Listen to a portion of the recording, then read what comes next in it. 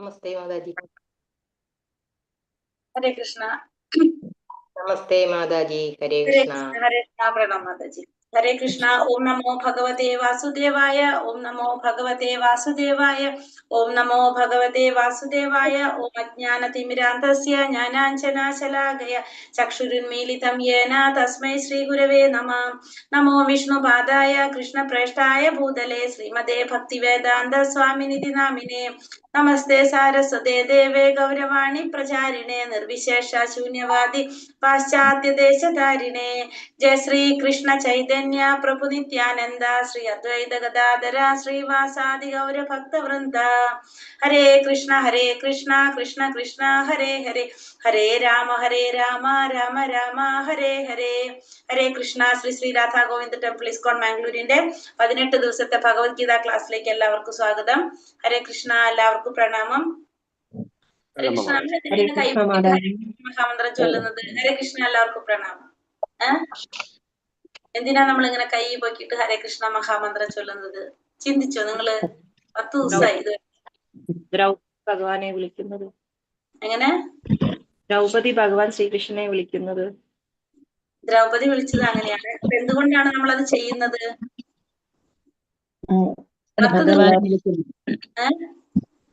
ഭഗവാനെ വിളിക്കുന്നത്. ഭഗവാനെ വിളിക്കുകയാണ്. എന്നും ഞാൻ ചെയ്യണ്ടായിരുന്നു. നിങ്ങൾക്ക് ചിന്തിച്ചിരുന്നു ആരെങ്കിലും ഇതെന്താണ് ഈ മാതാജി പൂർണ്ണമായ സമർപ്പണം, അനുഗ്രഹം കൊടുക്കുന്നത് പോലെയാണ് മാതാജി. പൂർണ്ണമായ സമർപ്പണം. പൂർണ്ണമായ സമർപ്പണം. അതായത് നമ്മൾ ഭഗവാന് ശരണാഗതി പ്രാപിക്കുക. നമ്മൾ സറണ്ടർ ആവാണ്. നമുക്കിനി വേറെ ആരും ആശ്രയമില്ല. ഭഗവാൻ മാത്രമേ നമുക്ക് ആശ്രയമുള്ളൂ. അതാണ് നമ്മൾ 2 കൈയും പൊക്കി വിളിക്കുന്നത്. അതായത് ദ്രൗപദിയുടെ വസ്ത്രാക്ഷേപം നടന്ന സമയത്ത് ദ്രൗപദി ആദ്യം ഭഗവാൻ വിളിക്കുന്നത് എങ്ങനെയാണ്? ഒരു കൈ പൊക്കിയിട്ട് കൃഷ്ണ കൃഷ്ണ എന്ന് വിളിക്കുന്നത് അല്ലെ. പിന്നെ 2 കൈയും പൊക്കി ഭഗവാനെ വിളിച്ചപ്പോഴാണ് ഭഗവാൻ വരുന്നത്. അതായത് നമുക്കിനി ആരും ആശ്രയമില്ല, ഭഗവാൻ മാത്രമേ ആശ്രയമുള്ളൂ. അപ്പോഴാണ് നമ്മൾ എന്ത് ചെയ്യുന്നത്? എല്ലാം വിട്ട് നമ്മൾ വിളിക്കുക. അപ്പൊ അതാണ് നമ്മൾ ഭഗവാന്റെ നാമം ചൊല്ലുമ്പോ നമ്മൾ എന്ത് വേണം? നമ്മൾ ഫുള്ള് ഭഗവാനെ ശരണാഗതി പ്രാപിക്കുക. അതാണ് മനസ്സിലായത്. അതുകൊണ്ടാണ് അങ്ങനെ ചൊല്ലുന്നത്. ചോദിക്കണം. ഞാനത് വിചാരിക്കുന്നത് നമ്മളിലേക്ക് വരാൻ ഭഗവാൻ മാതാജി. അതെ. അപ്പൊ നമ്മൾ അതുകൊണ്ടാണ് നമ്മൾ എന്ത് ചെയ്യുന്നത്? 2 കൈയും പൊക്കിയിട്ട് ഭഗവാനെ വിളിക്കുകയാണ്, ശരണാഗതി പ്രാപിക്കുക. ഹരേ കൃഷ്ണ. ഭഗവാനെ സറണ്ടർ ആവണം. നമ്മള് പോലീസ് സ്റ്റേഷനിൽ പോയ പോലീസുകാർ അങ്ങനെയല്ല, ഹാൻഡ്സപ്പ് 2 കൈയും പൊക്കുക അല്ലെ. അതേപോലെ തന്നെ. ഹരേ കൃഷ്ണ. അപ്പൊ നമ്മള് ഇന്ന് അധ്യായം 10 വിഭൂതി യോഗം, ഭഗവാന്റെ വിഭൂതികളെ കുറിച്ചാണ് ഇന്നത്തെ അധ്യായത്തിൽ നമ്മൾ കാണാൻ പോകുന്നത്. അതിനു മുന്നേ നമ്മൾ ഇന്നലെ അധ്യായത്തിൽ എന്തൊക്കെയാ കണ്ടത്? ഇന്നലെ എങ്ങനെയുള്ളവർക്ക് ഭഗവാനെ പ്രാപിക്കാൻ സാധിക്കില്ല? എങ്ങനെയുള്ളവർക്ക് സാധിക്കില്ല? എങ്ങനെയുള്ളവർക്ക് സാധിക്കാത്ത ഭഗവാനെ പ്രാപിക്കാൻ? ഭഗവാനില് ഭക്തിയുടെ സേവനത്തിൽ വിശ്വാസം ഇല്ലാത്തവർക്ക് അല്ലെ, ഭഗവാനെ പ്രാപിക്കാനായിട്ട് സാധിക്കില്ല. ഇന്നലെ ഭക്തിയുടെ സേവനത്തെ കുറിച്ചാണ് ഭഗവാൻ നമുക്ക് പറഞ്ഞു തന്നത്. എന്തൊക്കെയാ പറഞ്ഞു തന്നത്? രാജവിദ്യ, ആകാശത്തിൽ നിന്ന് കാറ്റ് ചലിച്ചുകൊണ്ടിരിക്കുന്നു പോലെയാണ് ഭഗവാൻ. എല്ലാ ഭക്തി ആവിർഭാവങ്ങളും ഭഗവാനിൽ നിന്നാണ്. എല്ലാം ഭഗവാനിൽ നിന്നാണ്. ആവിർഭാവങ്ങൾ ഭഗവാനിൽ നിന്നാണെന്ന് ഭഗവാൻ പറഞ്ഞു. പിന്നെ വേറെന്ത് പറഞ്ഞു? കർമ്മത്തിന്റെ പരിപൂർണത, ഭഗവാന്റെ 2 ശക്തികളെ കുറിച്ച്, യോഗമായെ കുറിച്ചും പിന്നെ മഹാമായെ കുറിച്ചും. പിന്നെന്ത് പറഞ്ഞു? ഭഗവാന്റെ 2 ശക്തികൾ അർച്ചിക്കേണ്ട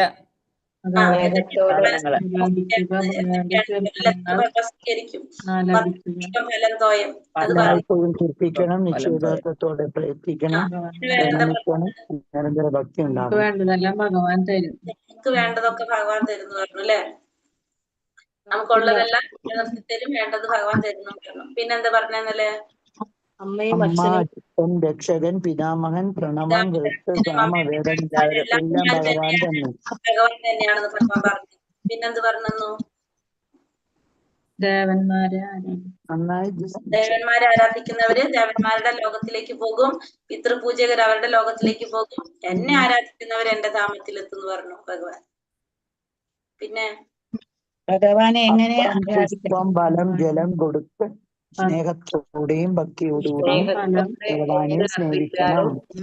അല്പം കൂടൂ, അതെ. പിന്നെന്താ പറഞ്ഞത്? പത്രം പുഷ്പം ഫലം ഫലം. അത് കഴിഞ്ഞു. പത്രം പുഷ്പം ഫലം പറഞ്ഞു. പിന്നെന്ത് പറഞ്ഞു? ഭക്തിയോടെ എപ്പോഴും സ്നേഹത്തോടെ ശ്ലോകത്തിൽ പറഞ്ഞു നിർത്തിയത് എന്താണ്? മന്മനാഭവ മത്ഭക്താവ് മധ്യാജീമാ നമസ്കുരു മാമേ വൈശ്യസി യുക്തൈവ ആത്മാനം മത്പരായണ എന്നാണ് ഭഗവാൻ ലാസ്റ്റ് പറഞ്ഞു നിർത്തിയത്. എന്താ പറഞ്ഞത്?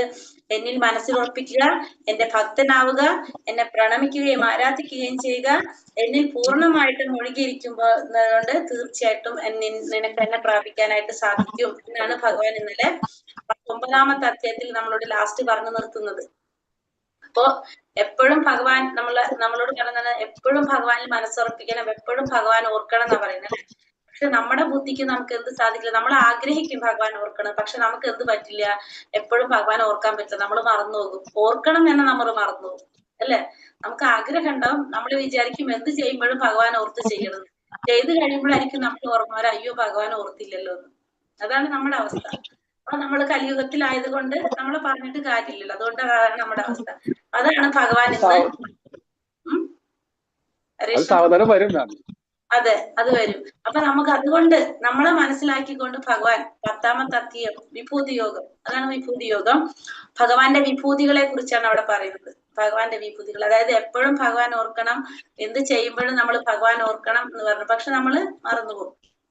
വിഭൂതി എന്ന് പറഞ്ഞാല് നമ്മൾ ഈ ഭൗതിക പ്രപഞ്ചത്തില് നമ്മുടെ ഇന്ദ്രിയങ്ങൾക്ക് കാണാൻ സാധിക്കാവുന്ന വിധത്തില് ഭഗവാൻ എങ്ങനെയാണ് നിറഞ്ഞു നിൽക്കുന്നത് എന്നാണ് വിഭൂതി എന്നതുകൊണ്ട് അർത്ഥാക്കുന്നത്. വിഭൂതി എന്ന് പറഞ്ഞാല് ശരിക്കും നമുക്ക് എന്താണ്, നമ്മുടെ ഇന്ദ്രിയങ്ങൾ കൊണ്ട് ഭഗവാനെ കാണാൻ സാധിക്കില്ല. നമ്മൾ പറഞ്ഞു അല്ലെ, അത് ശ്രീകൃഷ്ണ നാമാതി ന ഭാവേഗ്രാഹ്യം ഇന്ദ്രിയഹി സേവോന്മുഖേഹി ജിഹ്വാത സ്വയമേവ സ്ഫുരത്തിത. നമ്മള് എന്താണ് ഭക്തിയുടെ സേവനം ചെയ്ത് നമ്മൾ ഇന്ദ്രിയങ്ങള് പരിശുദ്ധമാകുമ്പോഴാണ് നമുക്ക് എന്ത് സാധിക്കുന്നത്, നമുക്ക് ഭഗവാന്റെ നാമരൂപ ഗുണലീലകളെ കുറിച്ചൊക്കെ ഗ്രഹിക്കാനായിട്ട് സാധിക്കുന്നത്. അല്ലെങ്കിൽ നമ്മളെ മുന്നിൽ വന്ന് ഭഗവാൻ നിന്നാലും നമുക്ക് കാണാൻ സാധിക്കില്ല. കാരണം എന്തുകൊണ്ടാണ്? നമ്മുടെ ഇന്ദ്രിയങ്ങള് നമ്മളെല്ലാ പരിശുദ്ധരായിട്ടുള്ള ഭക്തന്മാരല്ല, ശുദ്ധ ഭക്തന്മാർക്കാണ് ഭഗവാനെ കാണാനായിട്ട് സാധിക്കുന്നത്, നമുക്ക് സാധിക്കുന്നില്ല. അപ്പോ നമുക്ക് കാണാവുന്ന വിധത്തിൽ ഈ ഭൗതിക പ്രപഞ്ചത്തില് ഈ ഭഗവാൻ എങ്ങനെയാണ് നിറഞ്ഞു നിൽക്കുന്നത് എന്നുള്ളതാണ് വിഭൂതി എന്ന് പറഞ്ഞാൽ. അപ്പൊ എന്താണ്? നമ്മുടെ ഇന്ദ്രിയങ്ങൾക്ക് കാണാൻ സാധിക്കുന്ന വിധത്തിലുള്ള ഭഗവാന്റെ അംശങ്ങൾ, ഭഗവാന്റെ ചൈതന്യം, അതാണ് എന്ത് പറയണത്, വിഭൂതി എന്നതുകൊണ്ട് അർത്ഥാക്കുന്നത്. എങ്ങനെയാണ് ഈ ഭഗവാൻ ഈ ഭൗതിക ലോകത്തിൽ നിറഞ്ഞു നിൽക്കുന്നത്? നമ്മുടെ കണ്ണുകൾക്ക് കാണാവുന്ന വിധത്തില്, നമുക്ക് മനസ്സിലാക്കാം, നമ്മുടെ ഇന്ദ്രിയങ്ങൾ കൊണ്ട് മനസ്സിലാക്കാവുന്ന വിധത്തില് ഈ ഭൗതിക പ്രപഞ്ചത്തില് ഭഗവാൻ എങ്ങനെ നിറഞ്ഞു നിൽക്കുന്നു എന്നതാണ് എന്ത്, വിഭൂതി എന്നതുകൊണ്ട് അർത്ഥാക്കണം. അപ്പൊ വിഭൂതി എന്ന് വെച്ചാൽ എന്താണെന്ന് മനസ്സിലായോ? നമുക്ക് നമ്മുടെ ഇന്ദ്രിയങ്ങൾ കൊണ്ട് മനസ്സിലാക്കാൻ പറ്റും, നമ്മുടെ ഇന്ദ്രിയങ്ങൾ കൊണ്ട്. അതായത് നമ്മളിപ്പോ 7ാമത്തെ അധ്യായത്തില് ഭഗവാൻ ഒരു സൂചന തന്നിരുന്നു, ജലത്തിലെ രസം ഞാനാണെന്ന് അല്ലെ? ജലത്തിലെ രസം ഭഗവാനാണെന്ന് ഭഗവാൻ പറഞ്ഞു. അപ്പൊ നമുക്ക് വെള്ളം കുടിക്കുമ്പോ നമുക്ക് ആ ടേസ്റ്റ് വരുമ്പോ നമുക്ക് ആരെ ഓർമ്മ വരും? ഭഗവാൻ ഓർമ്മ വരും അല്ലെ?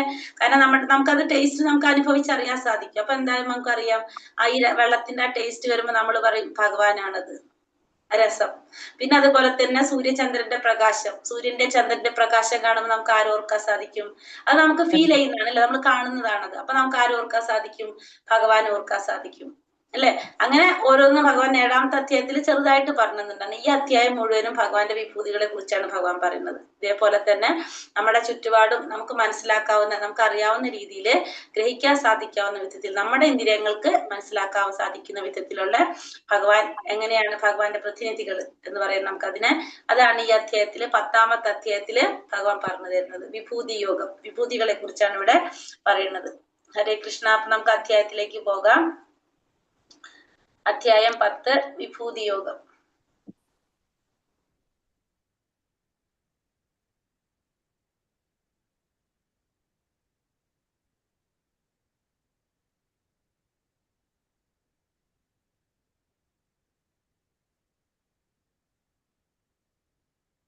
ഹരേ കൃഷ്ണ. ഓം നമോ ഭഗവതേ വാസുദേവായ. ശ്രീ ഭഗവാനുവാച ഭൂയ ഏവ മഹാബാഹോ ശൃണു മേ പരമം വചഃ യത്തേഹം പ്രിയമാണായ വക്ഷ്യാമി ഹിതകാമയ. ഭക്ഷ്യാമി ഹിതകാമ്യ. ശ്രീ ഭഗവാൻ പറഞ്ഞു, ഭഗവാൻ എന്താ പറഞ്ഞ, പരമദിവ്യോത്തമ പുരുഷൻ അരുളി ചെയ്തു, കൈക്കരുത്തുള്ള അർജുന, നീ എന്റെ സുഹൃത്തായതുകൊണ്ട് നിനക്ക് നിന്റെ നന്മയ്ക്കായി ഇനിയും ഞാൻ ജ്ഞാനം ഉപദേശിക്കാം, കേൾക്കൂ. ഇത് ഞാൻ നേരത്തെ ഉപദേശിച്ചതിലും ഉത്തമമായ ജ്ഞാനമാണ്. ഇവിടെ അർജുനനോട് ഭഗവാൻ പറയാണ്, കഴിഞ്ഞ അധ്യായത്തിൽ നമ്മൾ പറഞ്ഞല്ലേ, ഫസ്റ്റത്തെ അധ്യായത്തിൽ പറഞ്ഞു, നീ എന്റെ സുഹൃത്തും ഭക്തനും ആയതുകൊണ്ടാണ് നിനക്ക് ഞാൻ ഭഗവത്ഗീത ഉപദേശിക്കുന്നത് പറഞ്ഞു ഫസ്റ്റ്.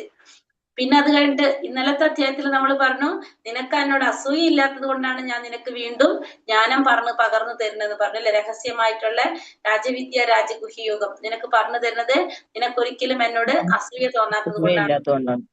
ഇന്നിവിടെ ഭഗവാൻ എന്താ പറയണത്, 10ാമത്തെ അധ്യായത്തിൽ പറയണത്, നീ എന്റെ സുഹൃത്തായതുകൊണ്ട് നിന്റെ നന്മയ്ക്കായിട്ട് ഇനിയും ഞാൻ ജ്ഞാനം പറഞ്ഞു തരാം. കാരണം സുഹൃത്താണ് അർജുനൻ ഭഗവാന്റെ സുഹൃത്തു കൂടിയാണ് അല്ലെ.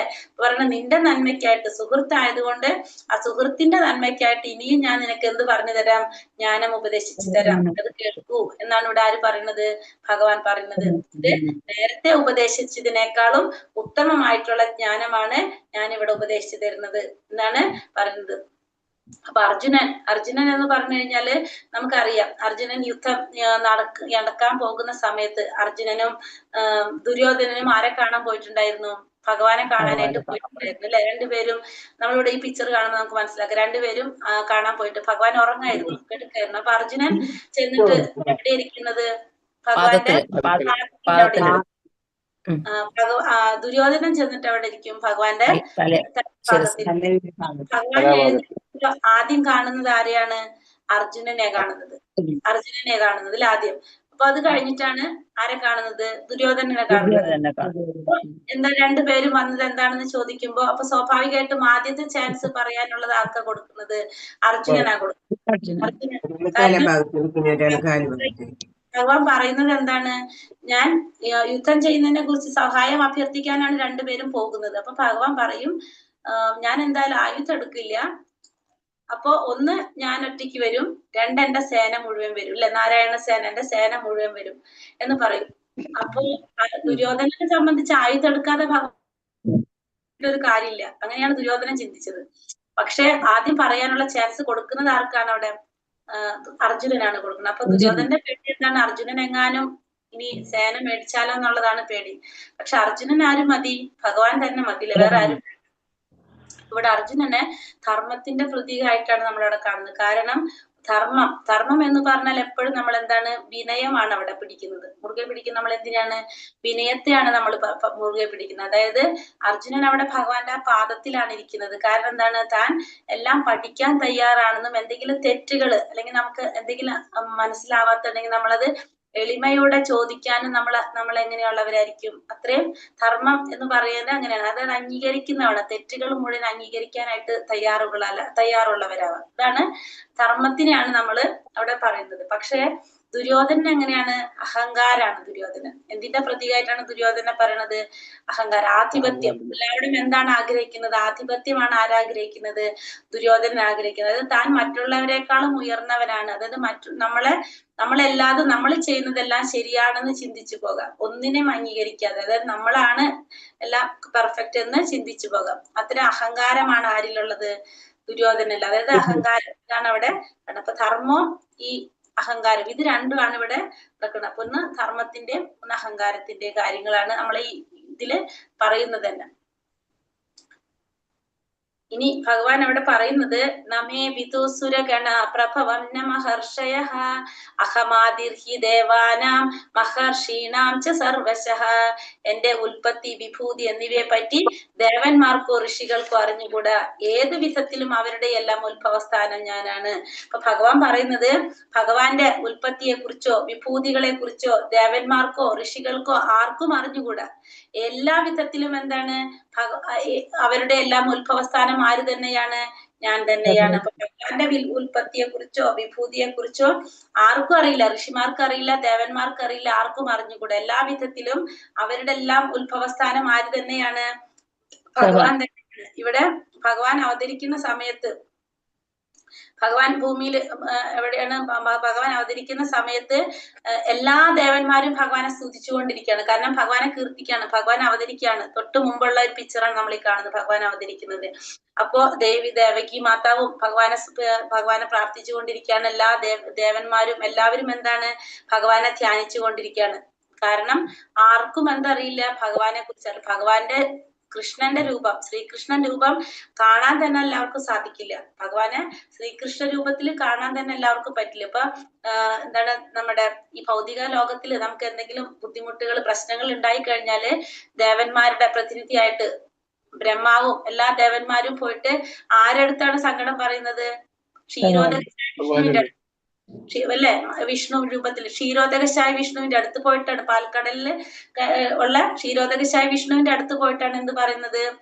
നമ്മുടെ പ്രശ്നങ്ങൾ പറയുന്നത്. അതും പാലാഴിയുടെ തീരത്ത് നിന്നിട്ടാണ് പറയുന്നത്. അവിടേക്ക് പോകാനുള്ള ആർക്ക് കടക്കാൻ സാധിക്കില്ല, അവർക്കൊന്നും കടക്കാൻ സാധിക്കില്ല. അതായത് ഭഗവാനെ കാണാനായിട്ട് ആർക്കും അവസരം കിട്ടുന്നില്ല ഒരിക്കലും. ഭഗവാൻ കൃഷ്ണനെ കാണാനായിട്ട് അവസരം കിട്ടില്ല. അവരും ആരെടുത്ത് അവര് പോണത്? വിഷ്ണുമൂർത്തിയുടെ രൂപത്തിലാണ് പോകുന്നത്. പാലാഴിയിലെ ക്ഷീരോദകശായ വിഷ്ണുവിന്റെ അടുത്താണ്. അപ്പൊ എല്ലാവരും ഭഗവാനെ കുറിച്ചോ ഭഗവാന്റെ ഉൽപ്പത്തിയെ കുറിച്ചോ വിഭൂതികളെ കുറിച്ചോ ദേവന്മാർക്കോ ഋഷികൾക്കോ അറിയില്ല. കാരണം അവരുടെ ഉത്ഭവസ്ഥാനം ആരിൽ നിന്ന് തന്നെയാണ്? ഭഗവാനിൽ നിന്ന് തന്നെ. അപ്പൊ ദേവകി മാതാവ് ഭഗവാനെ പ്രസവിക്കുന്ന ആ സമയത്ത്, ഭഗവാൻ അവതരിക്കുന്ന സമയത്ത് ദേവന്മാരെല്ലാവരും ഭഗവാനെ കീർത്തിച്ച് വന്ന് നിൽക്കുക, സ്വർഗത്തിൽ നിന്ന് ഇറങ്ങി വന്നിട്ട്. കാരണം എന്താണ്? ഭഗവാൻ ശ്രീകൃഷ്ണനായിട്ടാണ് ഭഗവാൻ അവതരിക്കുന്നതെങ്കിൽ അവർക്ക് ഭഗവാനെ കാണാൻ സാധിക്കും. അപ്പൊ അതിനു വേണ്ടിയിട്ട് എല്ലാവരും വന്ന് നിൽക്കുകയാണ് ചെയ്തത്. പക്ഷെ ആർക്കും ആരെ കുറിച്ച് അറിയില്ല. ശരിക്കും ഭഗവാനെ കുറിച്ച് ആർക്കും അറിയില്ല. ഏതാം വിഭൂതി യോഗം ച മമ യോ വേത്തി തത്വതഃ സോവികൽപേന യോഗേന യുച്യതേനാത്ര സംശയഃ.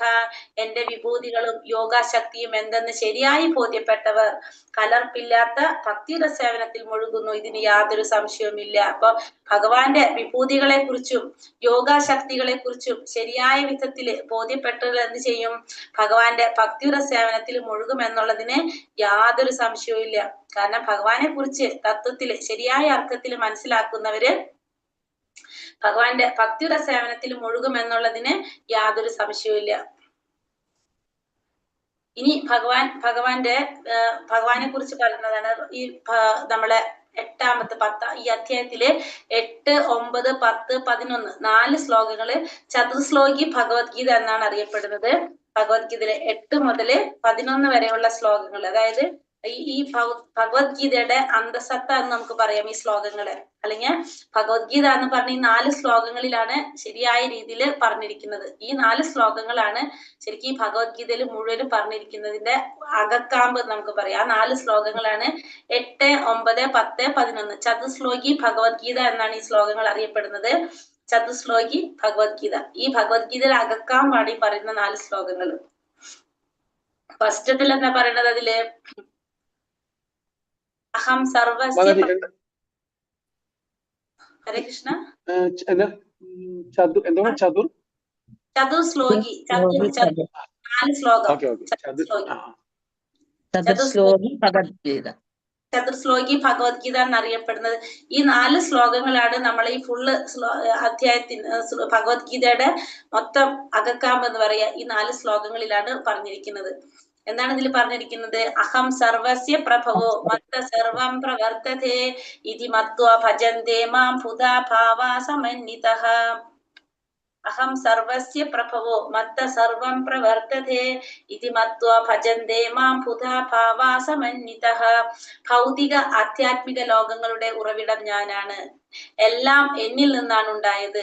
ഇത് പൂർണ്ണമായും അറിയുന്ന ബുദ്ധിമാന്മാർ എന്റെ സേവനത്തിൽ ഏർപ്പെടുകയും എന്നെ ഉള്ളഴിഞ്ഞ് ആരാധിക്കുകയും ചെയ്യുന്നു. അപ്പോ ഭഗവത്ഗീത എന്ന് പറഞ്ഞ ഭഗവാന്റെ വാണിയാണ്. ഭഗവാനെ കുറിച്ചാണ്, പരംപുരുഷനായിട്ടുള്ള ആ പരമ്പൊരുളായിട്ടുള്ള ഭഗവാനെ കുറിച്ചാണ് എന്തിൽ പറയുന്നത്? ഭഗവത്ഗീതയിൽ പറയുന്നത്. ഭഗവാൻ പരമദിവ്യോത്തമ പുരുഷനാണ് ഭഗവാൻ ശ്രീകൃഷ്ണൻ എന്നാണ് ഓരോ താളിലും നമുക്ക് പറഞ്ഞു തരുന്നത്. അപ്പൊ ഈ 4 ശ്ലോകങ്ങളിലൂടെ നമുക്ക് അത് തന്നെയാണ് ഭഗവാൻ ഉറപ്പിച്ചു തരുന്നത്.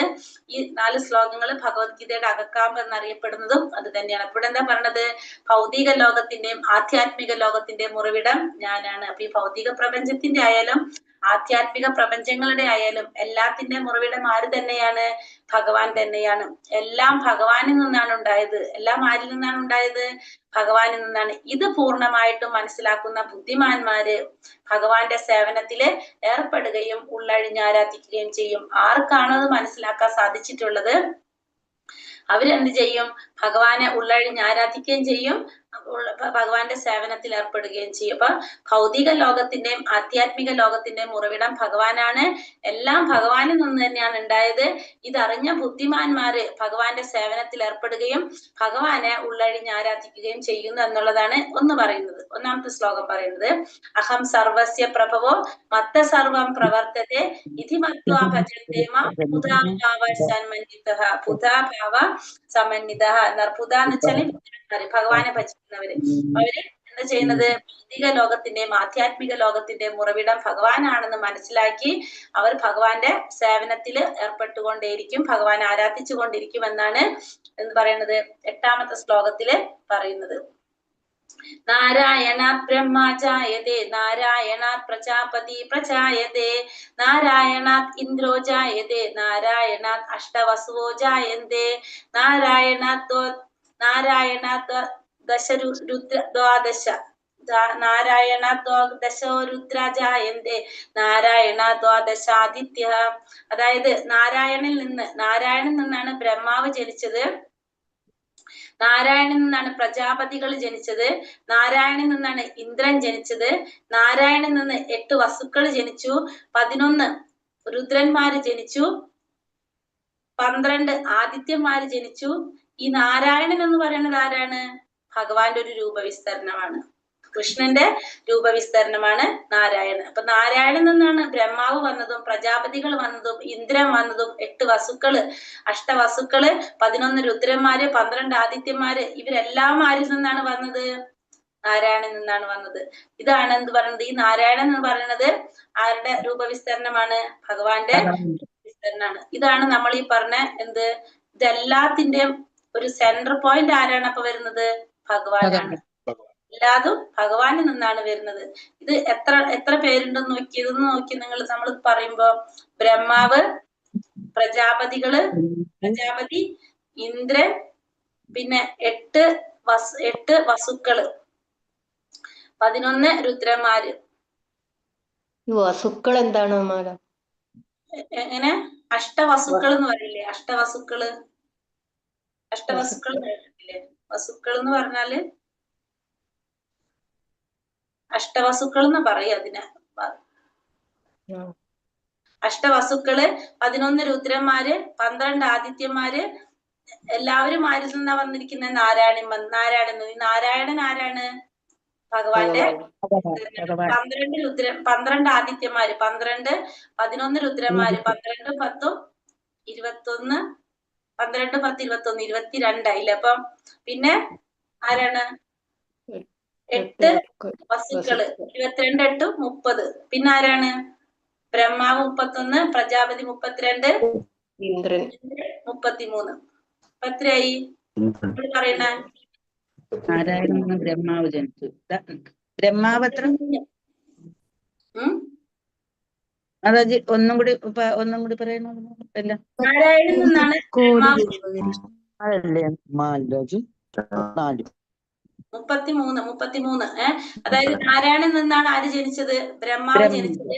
നാരായണൻ നിന്ന് പ്രജാപതികൾ ജനിച്ചു, നാരായണൻ നിന്ന് ഇന്ദ്രൻ ജനിച്ചു, നാരായണൻ നിന്ന് 8 വസുക്കൾ ജനിച്ചു, നാരായണൻ നിന്ന് 11 രുദ്രന്മാര് ജനിച്ചു, 12 ആദിത്യന്മാരും. എല്ലാവരും ആരിൽ നിന്നാണ് ജനിക്കുന്നത്? എല്ലാവരും നാരായണനിൽ നിന്നാണ് ജനിക്കുന്നത്. ഈ നാരായണൻ എന്ന് പറയുന്നത് ആരാണ്? ഭഗവാന്റെ രൂപവിസ്തരണാണ്. ഭഗവാന്റെ രൂപവിസ്തരണാണ് ആര്? നാരായണൻ എന്ന് പറയുന്നത്. ഈ നാരായണൻ എല്ലാവരും എന്ത് കേട്ടില്ല മാതാജി? ഹരേ കൃഷ്ണ. 34 34? 33 അല്ലേ വരട്ടെ? 34.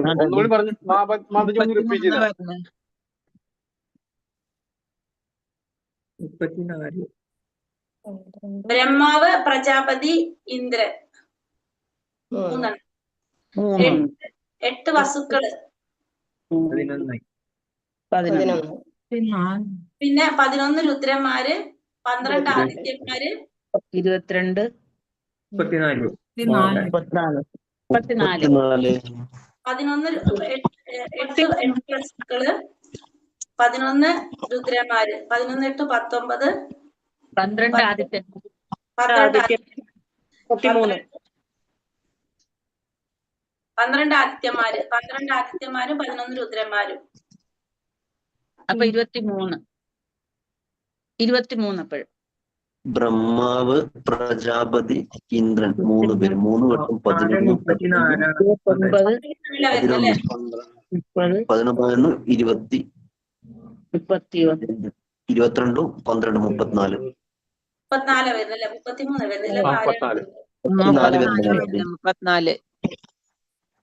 34 ആരാണ് അപ്പൊ ഇല്ല അതിൽ പറയാത്തത്? ഒരു മിനിറ്റ്, എനിക്ക് ഓർമ്മ വരുന്നില്ല കേട്ടോ. 33 വരുന്നത്. 33 കോടിയുടെ കണക്ക് വരുന്നത് ഇവിടെയാ. 8 വസുക്കന്മാർ, 8 ബ്രഹ്മാവ്, ഇന്ദ്രൻ, പ്രജാപതി. 11 8 11ആയി. 11 രുദ്രന്മാർ, 11 പോലെ 11 11 22, പിന്നെ 12 ആദിത്യന്മാര്, 33. 34 33 22 12 മാതാജി പറഞ്ഞേ.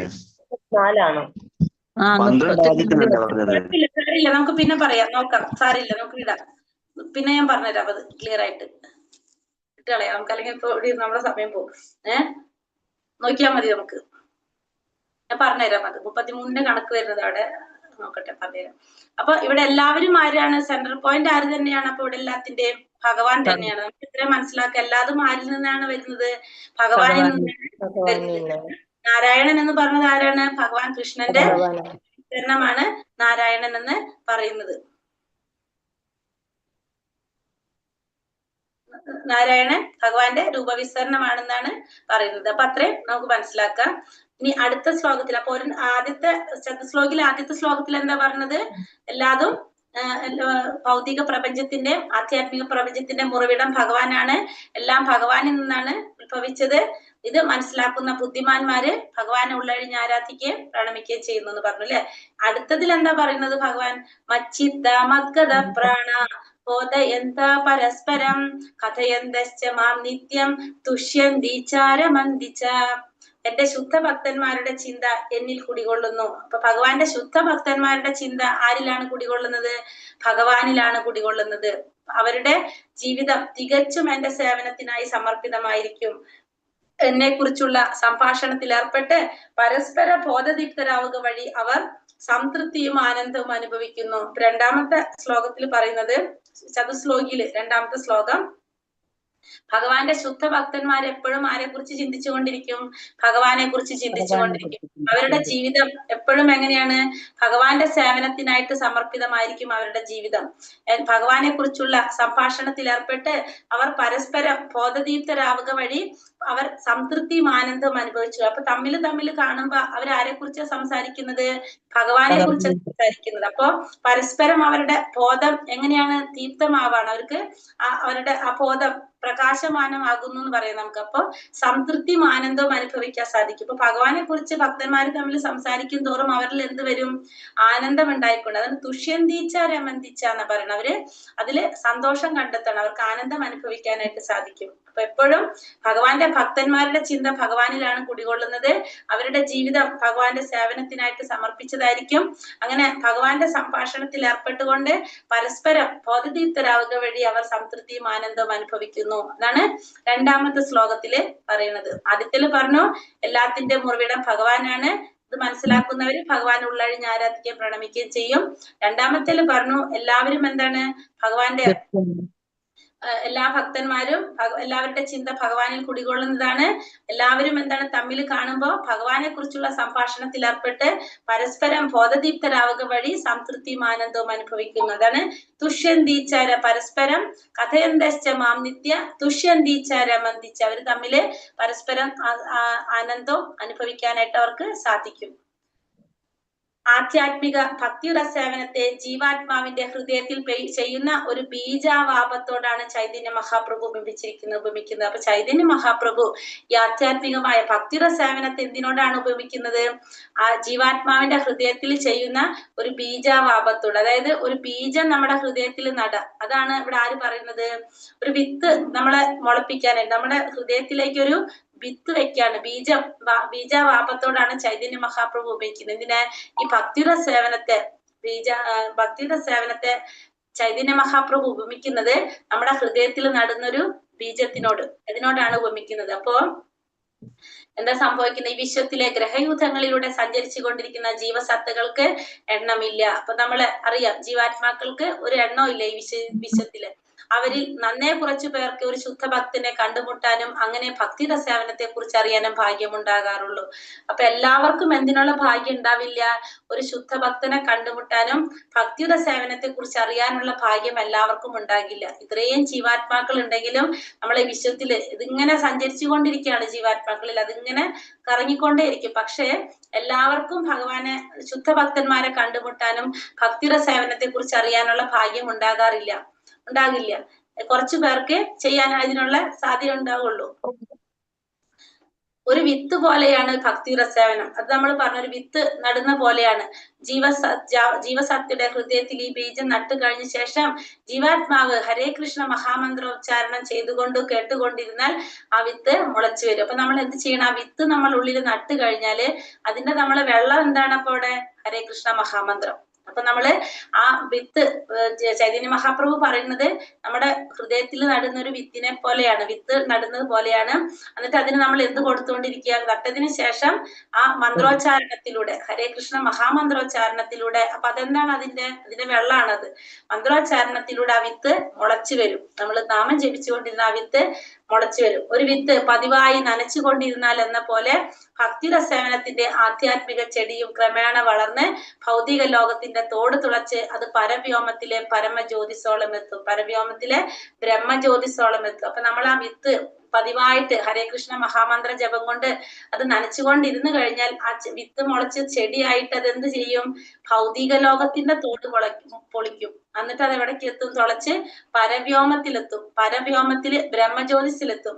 ആ പരവ്യോമത്തിലും അത് വളർന്ന് ഗോലോക വൃന്ദാവനം എന്ന പേരുള്ള കൃഷ്ണന്റെ സർവോത്കൃഷ്ട ലോകത്തോളം ഉയരുന്നു. അവസാനം അത് ഭഗവാന്റെ പാതാരവിന്ദങ്ങളെ ആശ്രയിച്ച് വിശ്രമിക്കുകയും ചെയ്യും. അങ്ങനെ ഈ വിധത്തില് ഒരു വൃക്ഷത്തിന് ക്രമേണ എന്തുണ്ടാവും? കായ്ക്കളും പൂക്കളും ഉണ്ടാകുന്നത് പോലെ ഭക്തിയുടെ സേവനമാകുന്ന ലതയും പൂക്കുകയും കായ്ക്കുകയും ചെയ്യും. അപ്പൊ നമ്മുടെ ഈ ഭക്തിയുടെ സേവനം നമ്മൾ പൂത്ത് കായ്ച്ചു വരും. അപ്പോഴും നമ്മൾ എന്ത് തുടർന്നുകൊണ്ടിരിക്കണം? ശ്രവണ കീർത്തനങ്ങളാകുന്ന ജലസേചനം തുടർന്നു കൊണ്ടുപോരണം. അപ്പോഴും നമ്മൾ എന്ത് ചെയ്തുകൊണ്ടിരിക്കണം? ശ്രവണ കീർത്തനം, അതായത് നാമജപം നമ്മൾ തുടർന്നുകൊണ്ടേയിരിക്കുക. ചൈതന്യ ചരിതാമൃതത്തില് ഈ ലതയെ കുറിച്ച് പറയുന്നുണ്ട്. അപ്പൊ ഇതിനെ കുറിച്ച് എന്തിൽ പറയുന്നുണ്ട്? ചൈതന്യ ചരിതാമൃതത്തിലാണ് നമ്മൾ പഠിക്കുന്നത്. നമ്മുടെ PhD ആണ് കേട്ടോ, നമ്മളെ ലെവല്. അത് നമ്മൾ ചൈതന്യ ചരിതാമൃതം എന്ന് പറഞ്ഞാൽ ഇത് നമ്മൾ ഭഗവത്ഗീത എന്ന് പറഞ്ഞ ഡിഗ്രി ലെവലാണ്, ഭാഗവതം PG ലെവലാണ്, PhD ലെവലാണ് ചൈതന്യ ചരിതാമൃതം വരുന്നത്. ഇപ്പൊ നമ്മള് ഈ പറഞ്ഞതൊന്ന് ഇവിടെ കാണിക്കാം. നമ്മൾ പറഞ്ഞത് എന്താണ്? നമ്മള് ഈ നാമജപം ചെയ്തുകൊണ്ടിരുന്നു കഴിഞ്ഞാല് നമ്മൾ എവിടെയാ നിൽക്കുന്ന? ഭൂമിയിൽ അല്ലെ. അപ്പൊ ഭൂമിയിൽ ചൈതന്യ മഹാപ്രഭു പറഞ്ഞതാണ് എല്ലാവരുടെ ഉള്ളിലും എന്ത് ചെയ്തു? ആ ഭക്തിയുടെ സേവനത്തിന്റെ ആ ബീജം നട്ടു. അപ്പൊ അതില് നമ്മള് എന്തുകൊണ്ട് വെള്ളം ഒഴിക്കാണ്? ഹരേ കൃഷ്ണ മഹാമന്ത്രം കൊണ്ട്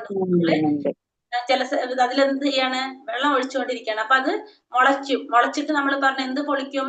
ഭൗതിക ലോകത്തിന്റെ തോട് പൊളിക്കുന്നു പറഞ്ഞല്ലേ. ഇവിടെ നമ്മൾ കാണുന്നുണ്ടോ? ഹരേ കൃഷ്ണ മഹാമന്ത്രത്തിന്റെ ഒരു ലൈൻ പോണ കാണുന്നുണ്ടോ നിങ്ങള്? ഈ ഭൂമിയിൽ അവിടെ നിന്ന് നോക്കാം, 7ാമത്തെ ലോകാണല്ലോ ഭൂമി. ഭൂമിയിൽ അവിടെ നിന്ന് നോക്കിക്കഴിഞ്ഞാല് ചെറിയതായിട്ട് ഇവിടെ ഇങ്ങനെ കാണുന്നുണ്ടോ? നമുക്ക് ഹരേ കൃഷ്ണ കണ്ടോ? ഇവിടുന്ന് കാണുന്നുണ്ടോ? അപ്പൊ അത് ഇവിടെ എന്ത് പൊളിച്ചു? ഇത് മഹത്വത്വം എന്നാണ് ഇതിനെ പറയാ. ഈ 7 ലെയർ നമ്മള് ഈ പറയണത് ഇത് പൊളിച്ച് ഈ ഭൗതിക ലോകം പൊളിച്ചു. ഭൗതിക ലോകത്തിന്റെ തോട് പൊളിച്ചത് അത് എവിടേക്ക് വന്നു? വിരജാ റിവർ കടന്നു. അത് എവിടേക്ക് എത്തി? ഇവിടേക്ക് എത്തി. എവിടെ? വൈകുണ്ഠ ലോകത്തിലെത്തി. ഇതാണ് ബ്രഹ്മജ്യോതി. ബ്രഹ്മജ്യോതി എന്ന് പറയുന്നത് ഈ വെളുത്തി കാണുന്നതാണ് ബ്രഹ്മജ്യോതി, ആ പ്രകാശം. ബ്രഹ്മജ്യോതി കവർന്ന് എവിടേക്ക് എത്തി? ഇവിടെ വൈകുണ്ഠ ലോകത്തിലെത്തി. ഈ വൈകുണ്ഠ ലോകത്തിനെ കവർ ചെയ്ത് അത് വീണ്ടും ഇതിലേ വന്നു, ഇവിടെ വന്നു. കാണുന്നുണ്ടല്ലേ പോകുന്നത്? അത് എവിടേക്കാണ്? ഗോലോക വൃന്ദാവനത്തിലെത്തി, ഭഗവാന്റെ പാദത്തിലെത്തി. എവിടേക്ക് എത്തിയത്? ഇതിലേ വന്ന് ഇവിടെ വന്ന് ഗോലോക വൃന്ദാവനത്തിൽ ഭഗവാന്റെ പാദത്തിലെത്തി. അപ്പൊ നമ്മള് സൂക്ഷിച്ചു നോക്കിയാൽ കാണാൻ പറ്റും. നിങ്ങൾക്ക് കാണുന്നോന്ന് എനിക്ക് അറിയില്ല കറക്റ്റ് ആയിട്ട്. ചെറുതായിട്ട് കാണുന്നുണ്ട്. ഒരു ലൈൻ പോലെ നമുക്ക് കാണാം. കാണാം. ഹരേ കൃഷ്ണ മഹാമന്ത്രത്തെ ഇവിടെ കാണാം. ഇവിടെ ശരിക്കും കാണുന്നുണ്ടോ? അവിടെ കാണുന്നുണ്ട് ശരിക്കും. ഇവിടെ കാണാൻ പറ്റും ശരിക്കും. കണ്ടോ? ഹരേ കൃഷ്ണ കൃഷ്ണ കൃഷ്ണ ഹരേ ഹരേ, ഹരേ രാമ രാമ രാമ ഹരേ ഹരേ. അതാണ് പോയിക്കൊണ്ടിരിക്കുന്നത്. അത് പോയി അവിടേക്ക് എത്തിയാണ് ഭൗതിക ലോകത്തിന്റെ തോട് പൊളച്ചു, വൈകുണ്ഠ ലോകത്തിൽ ഭൗതിക ലോകത്തിന്റെ പൊളിച്ചു, വൈകുണ്ഠ ലോകത്തിലെത്തി. അവിടെ നിന്നും പോയിട്ട് ഇവിടെ കാണാൻ ഇവിടെ കാണുന്നില്ലേ? ഇവിടെ വരെ കാണുന്നുണ്ട്. ഇവിടെ കാണുന്നുണ്ട്. ഇനി ഇവിടെ നിന്ന് ഇങ്ങോട്ട് പോകുന്നുണ്ട്. ഇവിടെ വെളുത്ത് കാണുന്നോണ്ട് കാണുന്നില്ല. അതെ ഇവിടെ ഇങ്ങനെ സൂക്ഷിച്ചു ഒരു വെള്ള വര പോലെ കാണാം.